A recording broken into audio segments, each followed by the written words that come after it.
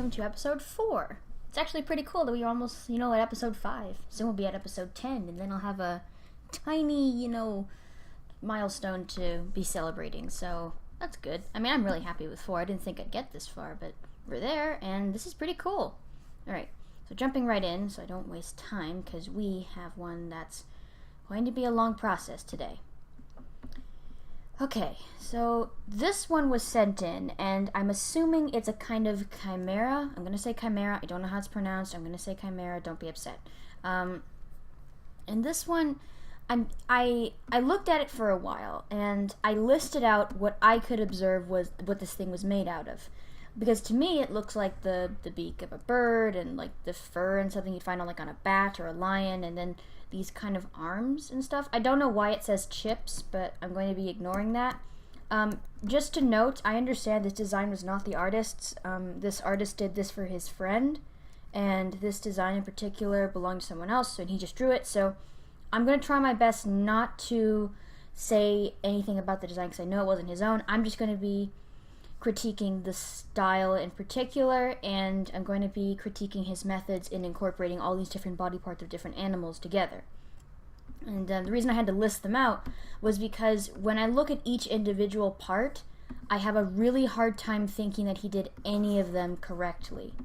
Now, right away I want to clarify, I understand this person probably is a beginner, but I have to bring this up and say this because I feel that a lot of people will say, well, shouldn't you be easier on beginners? I disagree with that statement. I think that I should be equally as judgmental with anyone, even if they're beginning, simply because when I began drawing, was judged equally as harshly as anyone else, and this actually helped me progress faster. And of course I'm still progressing, but if I had not gotten that critique and gotten that harsh criticism early on to break out the bad habits when I still had them, then I would have developed really bad habits. And right away from this drawing I can tell this person did not sketch it out. There's no sketch here. They probably just went in there, kind of drew it, and then colored it. And here's the problem with that method. The thing is, when you don't sketch anything before you draw it, you don't have time or anything to correct the mistakes that you're going to make after you finalize it. It's extremely difficult to fix problems with anatomy, problems with coloring, or problems with design when you don't sketch things. I say all the time, use references, but I'm going to say this as well. Just sketch your stuff before you color it or line it out. Sketching shouldn't take you that long. It should be no more complicated than something like this, where you just kind of draw the mirror of a head, the kind of outline of a torso, the arms, and just something like this, something super, super simple. It should be just as simple as this, but this process right here will save you lots and lots of time and lots of effort. So here's the thing, because this person hasn't sketched anything and has instead decided to just proceed with lining it out the way it has, this thing has lots and lots of anatomy problems. And here's another major issue I have with this piece. Aside from that he didn't sketch it, I can see that. And aside from the fact that he's very inexperienced with drawing certain things, he's chosen to draw something that's a chimera. Now, chimeras are extremely hard to pull off because you have to have a profound understanding of the anatomy of an animal and the anatomy of a person, because that's what you're combining. And in this case, he's combined almost like 6 or 7 different animals and creatures together. Now, I went out and I kind of stockpiled a bunch of images of what I believe this thing is based on. Here I made an edit where I highlighted in green what I feel he took from these creatures and put together in his creation here. The eyes of an insect, the fur and or fuzz of a bat. I chose a bat because I felt that the growth pattern matched a bat pretty well. The teeth or sharp teeth of a shark, the beak of an eagle, and the arms of a person, and the chest of a person. But here's the thing. This person has shown me in this drawing that they don't have an understanding to draw any of these things. This is something that they came up with in their mind, that they designed, that they put together, but that they don't have an understanding to draw any of these things to begin with. Like, they've put all these things together, but they don't know how to draw people, and they don't know how to draw animals either. And then they've thrown it together, and then it comes out something like this. When you look at this, strictly addressing the style of the picture, you see that it has no shoulders. The head is unusually large, or large enough like, it would be too large for this creature. It has a very unusually shaped neck. The beak is deformed in a way, like, I'm not saying that you can't have a creature with teeth, like, that has a beak. It's a little odd, but it's been done really well before. But the way you've done it, you've morphed the bottom beak, and you've made these very odd teeth. The way these eyes are drawn, they're very odd. Like, overall, this whole thing shows so much misunderstanding and lack of understanding in regards to anatomy with humans and people, and you've put it together here, and that's really, really showing. And on top of you not using any references and not sketching anything, you've come out with a piece that really shows, like, all of your problems. Like, in a way, I'm quite glad you sent me this piece, because I feel this, like, really sums up the bulk of the problems that you have with your art. I very briefly browsed through your gallery before I began this video, and I could see that your main issue is a lack of understanding. You are developing, you are growing, you are a young artist. I understand you're a beginner. You have this want to create, and when I see your stuff, I see that you have an eye and that you know what you want, but you don't know what you're founding it on. And then as you draw, you kind of go off your eyeball, but it's not trained. You're not trained. You don't have, okay, to clarify again, when I say trained, I don't mean that you have to go to school to draw, or that you have to have some sort of drawing education to be able to draw correctly. What I'm saying is that you don't know proportions, you don't know anatomy, you don't know how animals are drawn or why they're drawn that way, you don't know how people work and how joints work and things like that. So then I look at this and I see, oh, look how this arm is, and the muscles on this don't make sense. The shoulder's really drooped in, this is too small, this is too large and long, this is cutting in, and this creature has almost no shoulder area at all and has an enormous neck. Now these are all things that again are issued from anatomy, and these are because you didn't study or look at any pictures or actually draw something while thinking about the fundamentals and the basics of what you're drawing. You just did this and you said, okay, this is a creature that's made up of a bunch of parts, I'm going to draw it, but I'm not going to look at any images or anything else. I'm going to draw this from my head, when you don't have a good library of knowledge in your head about anatomy, about proportions, about combining creatures together. And on top of that, I feel to your disadvantage this was one of the creatures you were given to draw, because this creature in particular is a very difficult chimera. Because you're combining the head of a bird, which already has a very odd skull. So you've got the head of a bird here. And then you're combining it with a human torso, or a humanish torso. And then on top of that, you're distorting the head with all of this fur, which really hides the head shape, so you can't emphasize the head shape. And then you've got these large eyes, which are not from a bird, but rather from like an insect or something. Like, not even owls have eyes shaped that way. So you're at a really big disadvantage here, because you already have a profound misunderstanding and lack of understanding of anatomy and proportions, and yet you're being given this creature which requires a lot of understanding to create properly. Like, I even took it upon myself to try and redraw this creature using these references that I've left here, and using every element here and from what I could understand this creature was made out of to create again, and it was quite difficult for me. I had to think really hard on how something like this would work together, and it was very difficult for me. And here I listed the issues I have specifically, which I'm going to give you. I'm going to give you this picture, this help sheet, and you can look at this and reference it in the future. I'm not saying that everything has to be realistic. I feel like I say this a lot, but things do not have to be realistic to be good. All they have to be is believable and in the realm of looking credible. Things do not have to be correct anatomy-wise to look good. I've seen pictures that lack a lot of anatomy and that are beautiful. Like, in most anime styles completely break human anatomy and they look wonderful. And a lot of cartoons also don't follow strict anatomy rules, but they look great.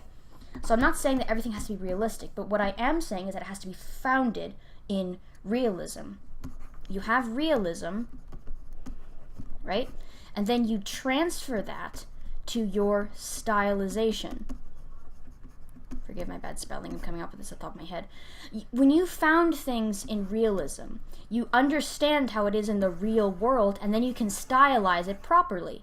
You can actually manipulate realistic stuff and make it look even cooler.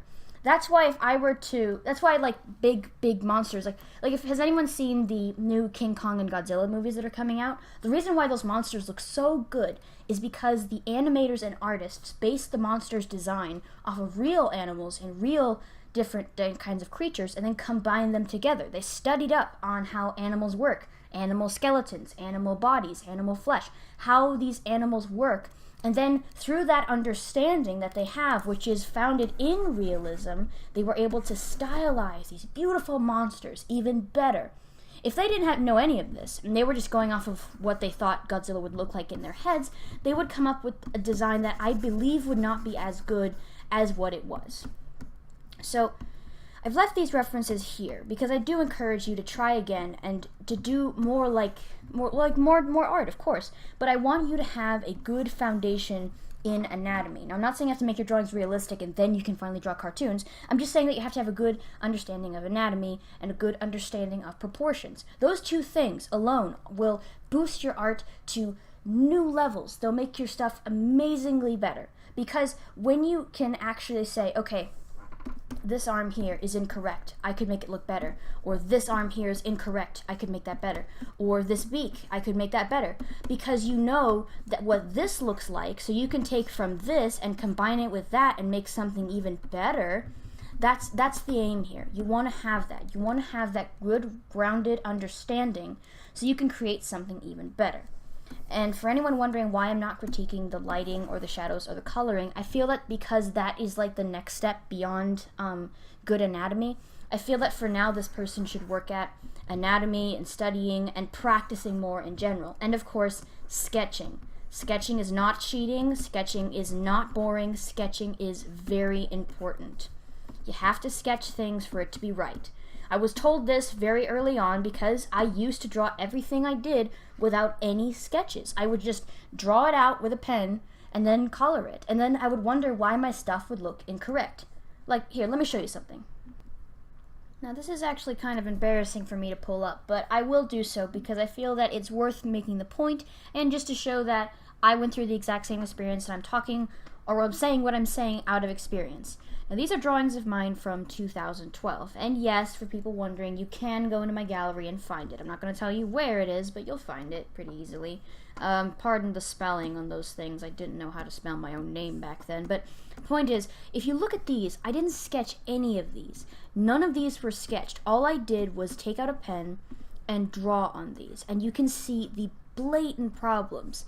Look how long I drew necks, and look how large I made the heads, but then how teeny tiny I made these torsos, like extra small. And then I made these arms like different lengths entirely, like this forearm here is shorter than this one. And then you go down and the thighs are almost non-existent, like there's no pelvis here either. And these ankles are completely wrong. There's no calf, there's just like little sticks. And then this is a better example because this is almost a full body. These thighs are just, sticks. There's no calf here at all. There's no knees. These arms are different lengths. This hand is completely wrong. This hand is incredibly much tinier than this hand over here. And this chest is all wrong. And again, the neck, incredibly long. Look how long that is. That's so weird. And it's quite a shame because this was actually a design that was given to me that I could have utilized and made something actually quite lovely. But because I was so inexperienced and because I had not taken the time to observe other things and use references and really study how bodies worked, I couldn't draw that well. Again, another example here, also from 2012. You can see how lumpy I made things because I didn't sketch out anything. I would just kind of draw something and then that's how it was. And you can see how long and I made things and how odd the heads were and how large these faces are compared to like the teeny tiny heads. A lot of really fundamental issues. Now in my defense, I was 13 years old at the time, but that's still issues that I fundamentally had.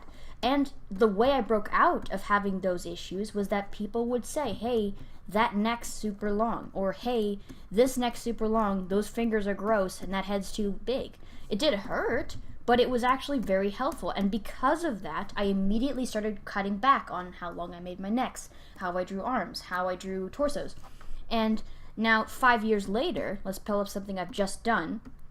Now, these are sketches. These are studies. I do these in my spare time.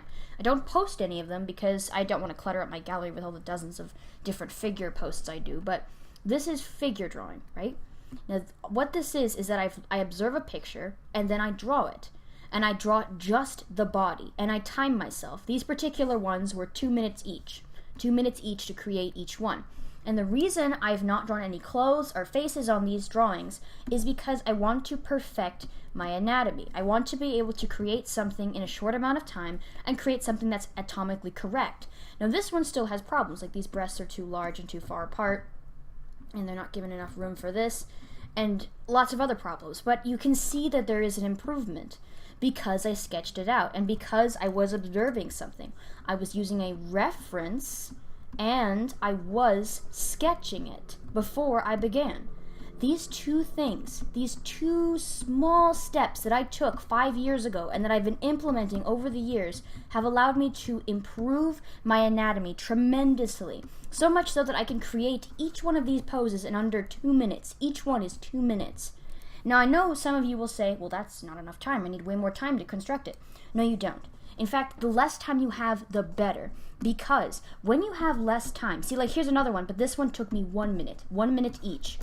1 minute each one of these drawings. The reason I cut down the time on myself is because when you have less time to concern yourself with what her clothing is or whatever she's wearing, you actually draw out the figure better because you're focusing on her body, how she looks, how long is her shoulder length, how her hips are, how her legs are, how her ankles are, how big her feet are. And note, these still have a lot of problems in them, but they are much better. And this is also what I mean by studying. When I say you need to study your drawings, you need to really think about what you're doing and really study up on anatomy and things, this is what I mean.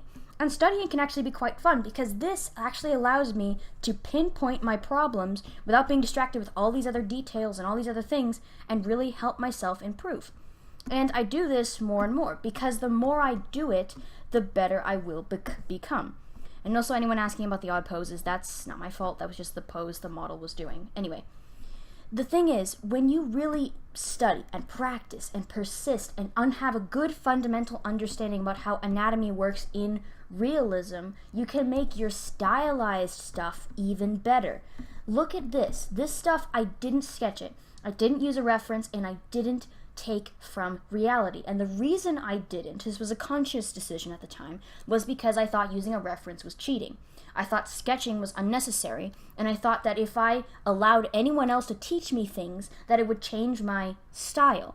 That was a wrong way of thinking. The reason it was wrong is because I was putting myself higher than what people could teach me. I was putting myself above proven methods like sketching and using references, which in the end didn't help me. I could have been much better than what I am today if I had actually put that pride aside and used references and sketched things. These are prime examples of my pride getting in the way of progressing.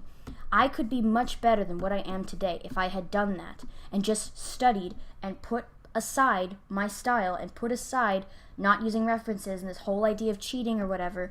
If I had done that, I would have been better than what I am today. Now, I'm glad with the progress I've made. I'm glad that I can see that my neck problem is much better. Still there. Still make necks a little too long sometimes, but it's not as noticeable as like 4 feet of neck. And I can see that my torsos are better. They're not quite as thin or odd as they were before. And shoulders are better, but there's still a lot of work to be done. And that's good. That's fine. The work of an artist is never done. The work of an artist is never done. You'll never be your ultimate, this is it, this is what my style is. You'll always get better, and that's a wonderful thing. That's one of the pros of being an artist, that you'll never, ever finish. You'll always be getting better. You'll always be improving. There's always room to get better. Any artist will tell you this. So that's what I have to say to you. Now, I doodled up a quick version of this character that I think you should try to implement. Focus more on anatomy. Again, observe these references. I'm going to leave these here for you so that way you can observe these, but get your own as well. There's plenty of images on the internet. We are blessed in this generation to have such a wonderful resource at our fingertips, and that allows us to just get anything we want and need at a moment's notice.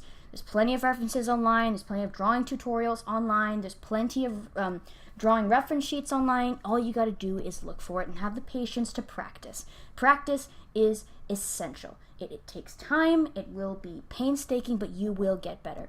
And I'm proud of you for sending this to me. I understand it's very hard to make the first step and send something for critique.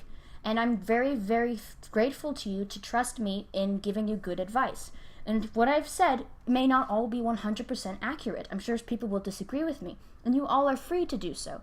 I just hope that you'll take a little bit of what I said and apply it to yourself. I have a lot of hope for your drawings, and I know that your stuff will turn out awesome. And I am so looking forward to seeing it, and I hope that in the future you submit something else to me so I can see how you've progressed. And if you ever need anything else or have any questions, please let me know. Alright, so I've hit my 20-minute mark again. I might extend these episodes, but again, I'm already rambling enough, and I feel that if I can extend them any longer, that I'll just be rambling for a whole 20 minutes, and I don't want that. So for now, the 20-minute mark is at its end, so that means today's episode is over. Thank you so much, everyone, for watching. Again, all the comments I make in these videos are for the purpose of betterment. I want everyone to improve, I want everyone to learn, and I want everyone to understand that critique is a good thing, and that I have a lot of hope and passion for these artists. I love seeing other people's art, no matter what level they're at, and I love helping. So I want people to be able to look at their stuff and improve. That's all I want. And I know that every person who sends me stuff has potential. All you got to do is harness that potential and really work and study at it.